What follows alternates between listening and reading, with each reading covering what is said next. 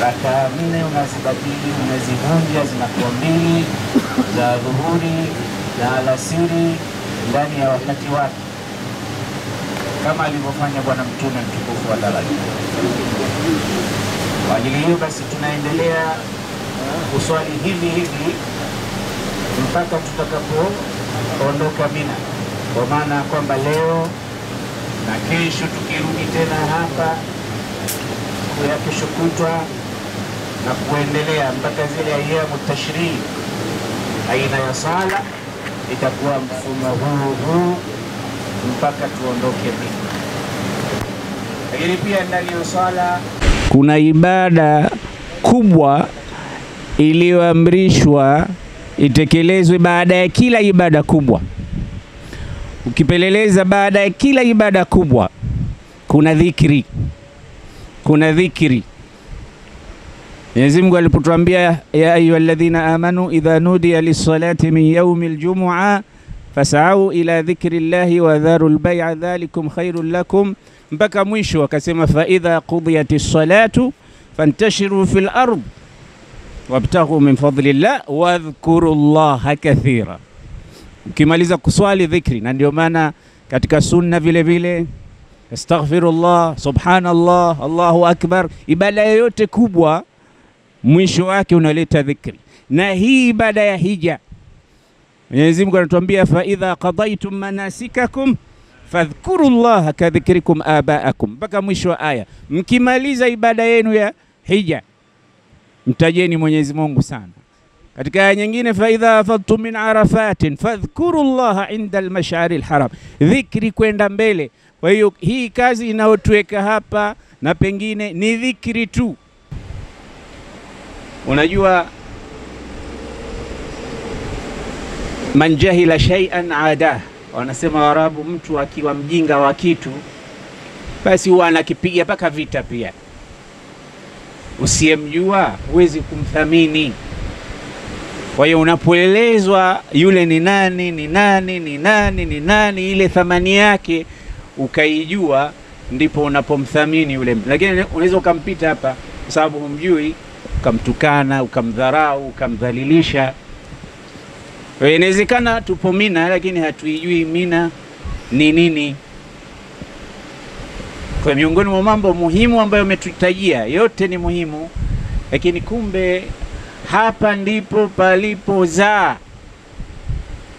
Uislamu kuenea kwake katika ulimwengu wote, katika Jamarat pale.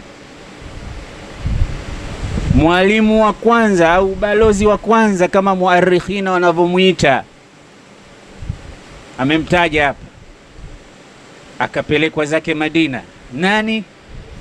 Mus'ab ibn Umair. Na wanahistoria wanasema huyu alikuwa kijana mtanashati kweli kweli. Ndio maana wanakopi watu, mabalozi wanakuwa watanashati sana. Kumbe wanakopi kwa Bwana Mtume Muhammad sallallahu alaihi wasallam. Alikuwa ukipita hivi unasikia harufu ya manukato yake kama alivyokuwa Mtume Muhammad. Nguo zake ilikuwa imported. Alikuwa havai nguo za mjini pale, lazima zitoke Yemen wapi, ndio nguo za Mus'ab ibn Umair. Alikuwa na fedha. Haki kuna watu wengine wanaona huyu kaona hana kitu ndo kaona akimbilie mambo ya dini. Hapana. Kaacha kila kitu kwa ajili ya Allah subhanahu wa ta'ala. Na sifa yake moja kubwa alokuwa nayo, wanachuoni wa historia wanasema alikuwa wasi'u sadri, alikuwa na kifua kipana. Na hii ni lazima kwa kila dai au balozi au anayetumwa pahala kwenda kufanya kitu awe na sifa hii ya kuwa na kifua kipana. Wazee wanakuuliza, unacho kifua? Hicho ndo kifua hicho. Kifua kipana. Ukisema ninacho, siki hapa, sicho hicho. Kifua cha kuweza kubeba mambo. Mus'ab ibn Umair alikuwa nacho hicho. Ukitaka kujua, isome historia yake alivyowasilimisha vigogo Asiyad wa Bani Abdul Ashhal kule Madina, kina Saad, kina Usaid ibn Hudhair. Alikuwa akipokea matusi, lakini yeye alikuwa akijibu nini? Anasema ushamaliza baba? Nimemaliza. Halla jalasta wa tasma'u minni, basi yani zaidi ya matusi aliyopokea. Anasema sasa naomba ukae nami unisikilize. Hakurusha ngumi, hakurudisha teke. Hii ndo maana ya wasi'u sadri. Na kweli baada ya mtu kuona ametukana sana na hakujibiwa tena, anamuomba kwa heshima, kaa nisikilize, alikuwa kikaa kweli anasikiliza. Ndivyo walivyosilimu akina Usaid ibn Hudhair na wengine wakaingia. Wanasema wanachuoni wa history, fama taraka baban min buyuti al-ansari illa dakhalahu al-islam, hakuacha hata mlango katika nyumba za watu wa Madina isipokuwa tayari kulikuwa mtume anatajwa katika, mwenyewe hajafika, ujue yuko huku bado kule, jina la Muhammad limeshatangulia kabla ya kufika kwake. Ilitokea hapa Mina.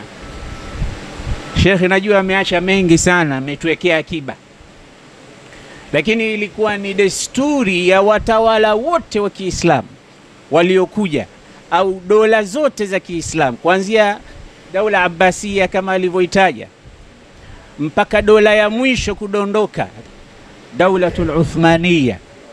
Kuna athari zao humu. Daulatul Uthmaniya, Ottoman Empire. Katika pembeni ukiangalia vizuri utakuta kitu kama kanawat, channel za maji hivi, wanasema zile ni za mama anaitwa Zubeida, mke wake Harun Rashid alizifanya zile, kwa sababu hapa palikuwa pana kawaida ya tabu sana ya maji, na ndio maana leo kumeitwa Yaumut Tarwiya. Yaumut Tarwiya maana yake tazwid min alma, watu kuokota kujaza maji katika vinywaji vyao, madumu yao, na kuwanywesha maji wanyama wao kwa wingi kwa ajili ya safari ya kwenda Arafa. Ndio tarwiya yenyewe. Kwa hiyo shida ya maji hapa ilikuwepo. Hata wazee wetu miaka ya 80 wakija katika sehemu hizi ilikuwa tabu. Anakuja hapa na geleni lake la maji. Sasa hii ilianza zamani, na ndiyo sababu ya Amr ibn Luhai kuwaambia Waarabu, hapa nyinyi mna shida ya maji, inabidi mtafute Mungu wa kuleta mvua, na nyinyi hamna Mungu hapa. Akaenda zake Syria, akakuta masanamu yanauzwa, akaambiwa huyu hapa ni Mungu wa mvua, akamnunua akamleta zake hapa. Miongoni mwa masanamu 360 yaliyokuwa ndani ya Al-Kaaba lilikuwemo na hilo. Wasema huyu ndo Mungu wa mvua, tunamuomba atupe maji, si tuna shida ya maji hapa. Na kweli akamleta. Mtume amemzungumza huyu bwana, anasema raaituhu fi nari jahannama yajurru am'aa, nilimuona motoni anaburura matumbo yake. Kauliza, ya Rasulullah, ni nani huyu? Anasema huwa awwalu man adkhala ibadata al-isnam fi al-jazira, ndo mtu wa kwanza kuleta hapa ibada ya kuabudia masanamu, kuwaleta yule miungu wa masanamu, yeye ndo mtu wa kwanza kwa sababu ya maji. Kwa hiyo hawa walikuwa kila wakija watawala mbalimbali wanahakikisha Mina kunajaa maji kwa ajili ya mahujaji. Kwa hiyo Nahru Zubaida ipo hapa. Na sasa sio Nahru Zubaida tu, katika watawala wa Bani Uthman wale wake zao wale vile vile walifanya renovation ya kuleta kanawat. Historia nyingi zimepotea, lakini pia walifanya. Suleiman al-Qanuni au al-Kanuni wenyewe wanamuita Suleiman Khan, alikuwa na mkewe vile vile Harimu Sultan. Kuna kituo kimoja cha television nyumbani walikuwa wanaonyesha tamthilia yake. Historia yake kubwa, yule mwanamke vile vile alitoa sadaka nyingi sana kwa ajili ya maji ya watu wa hapa Mina, kwa ajili ya mahujaji, kwa sababu anaijua ile historia ya kila waliokuwa watawala wakija Mina walikuwa wanaitizama, kwa sababu watoe sadaka kwa mahujaji wageni wa Mwenyezi Mungu. Kwa hiyo mtu analenga hasa kwamba mimi sadaka zangu nazipeleka Makka, tena sehemu ya Mina, pale watu wanahitaji maji, na pia nitakuwa nimewafurahisha wageni wa Allah subhanahu wa ta'ala. Kwa hiyo watu wengi wanatekea kuhusu sisi wageni ambao tunakuja hapa, na mpaka leo serikali ya Saudi Arabia wanasema kwamba khidmatul hujjaji sharafun lana, kuwahudumia mahujaji kwetu sisi ni pleasure, ni sharaf, kwa sababu tunawahudumia wageni wa Allah subhanahu wa ta'ala. Kwa hiyo kwanza lazima wewe mwenyewe kwanza ujitambue. Unajua kama wewe mwenyewe hujitambui wewe ni nani, inakuwa matatizo. Wewe ni mgeni wa Allah. Je, unajitambua kama wewe ni mgeni wa Allah subhanahu wa ta'ala? Mufti wetu kule Tanzania aliingia na slogan akasema, jitambue, badilika, acha mazoea. Maneno mazuri. Jitambue. Kujitambua ni kitu kikubwa. Wewe haji unajitambua wewe una wasifu gani, una sifa gani, ni nani? Ndio maana Umar ibn Abdul Aziz aliposikia jamaa yake mmoja amenunua pete, kito chake thamani yake ni dirham 1000, alikasirika sana. Sasa dirham sio dinar, dinar ni ya dhahabu, lakini dirham iko low kidogo cost yake. Akakasirika, akaandika barua akamwambia, balaghani annaka ishtaraita khataman fusuhu bi1000 dirham, nimesikia kwamba umenunua pete wewe kito chake dirham 1000. Nimesikia, nimepata habari hizo. Fa idha wasalatka risalati, barua yangu ikikufika hii, bi'il khatam, iuze pete hiyo, wa at'im bi thamanihi 1000 ja'i', hizo dirham 1000 walishe maskini 1000. Washtari khataman min hadid, kama unataka pete nunua pete ya chuma, lakini andika katika kito chake hiyo pete ya chuma, rahimallahu mra'an arafa qadra nafsihi, Mwenyezi Mungu anampenda na kumrehemu mtu ambaye anajitambua. Andika kwenye pete yako hivyo. Kwa nini unajua alimwambia vile? Kwa sababu Umar ibn Abdul Aziz ni katika vijukuu vya Umar ibn al-Khattab, na Umar ibn al-Khattab ukitaka kuizungumzia zuhud na kuipa mgongo dunia na kuwajali watu, basi ni nyumba hii. Anataka kumwambia wewe, umesahau sisi ni akina nani? Umesahau wazee wetu? Umesahau sisi tulivyo? Hasanatul abrar sayiatul muqarrabin. Iko maneno haya talabatul ilmi wanayajua maneno haya.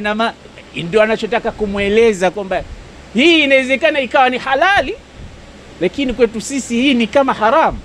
Ndio maana ya hasanatul abrar sayiatul muqarrabin.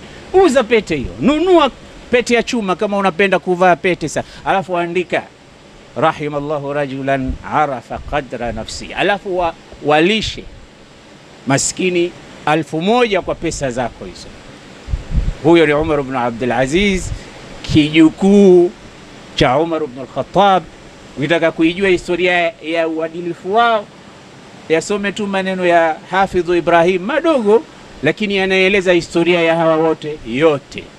Ya rafi'a rayat ash-shura wa harisaha, jazaka rabbuka khairan an muhibbiha, رأي الجماعة لا تشقى البلاد رغم الخلاف، ورأي فرد يشقيها إن جاع في شدة قوم شركتهم في الجوع أو تنجلي عنهم غواشيها.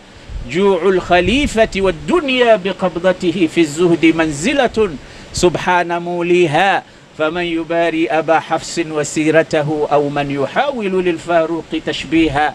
يوم اشتهى زوجه الحلوى فقال لها من أين لي ثمن الحلوى فأشريها. mpaka mwisho wa maneno inaeleza ile kingdom ya Umar ibn al-Khattab, namna walivyokuwa na satwa, lakini na hofu ya Allah, lakini wanajitambua. Kwa hiyo maneno haya mahala shahida wa baitul qasid, wewe ni mgeni wa Allah, sharti ujitambue, usizozane na watu, usipigane na watu, usiwaseme watu, usisengenye, hususan katika ardhi hii ya haram. Alafu unakaa pembeni unamsengenya mtu. Vumilia, subiri kwa kila kinachokusibu katika harakati hizi. Mimi huwa narudia, angalia hiki kigodoro tunachokilalia, kama mwanandani. Kuna tadribati hapa ndani kubwa, lakini siku tunazokaa hapa tumeshakaa sana hapa. Sheikh hapa anahija, Sheikh Abbas zinasiji kama si 40. Sisi ni watoto kwake, lakini na mimi ni mahiji sihaba, karibu hija 17 nimehiji. Tunajua hizi sehemu namna zilivyokuwa na dhiki, na haya ni mambo ya kupita. Sasa hata ukituone hapa usituhurumie, sisi tunajua tunafanya nini. Baada ya muda tutaondoka hapa na tunachuma baadhi ya vitu. Kweli kuna malalamiko mengi, mengine wala hatujafanya sisi, tuliowaleta, yako nje ya uwezo wetu. Wanatufanyia hawa ambao tunawalipa kuja kutupa mahema. Wajilio kuna vitu vingine tusikubali, tuitafute haki yetu kwa njia nzuri. Tusimtukane mtu, tusimpi. Hapa kuna hija moja hapa tulipigana mahujaji wa Tanzania na nchi nyingine jirani siitaje. Mmoja wetu marhum sasa ameshafariki, akapoteza simu yake, ngumi hasa. Na mara nyingi katika siku hizi za Mina hizi, kwa sababu ile mabasi harakati zinakuwa ngumu, basi unaweza ukakutoka mkono mmoja mzuri ukampiga haji mwenzako. Subra inahitajika, uvumilivu unahitajika. Inshallah baada ya siku 2-3 tutamaliza na tutarudi katika sehemu zetu nzuri. Mwenyezi Mungu awabariki mahujaji, awafanyie wepesi katika mambo yenu, au tutakabalie hija yetu, aijalie iwe ni hajjun mabrur wa sa'yun wa dhanbun. Inshallah Mwenyezi Mungu awatakabalie nyote. Wassalamu alaikum wa rahmatullahi wa barakatuh.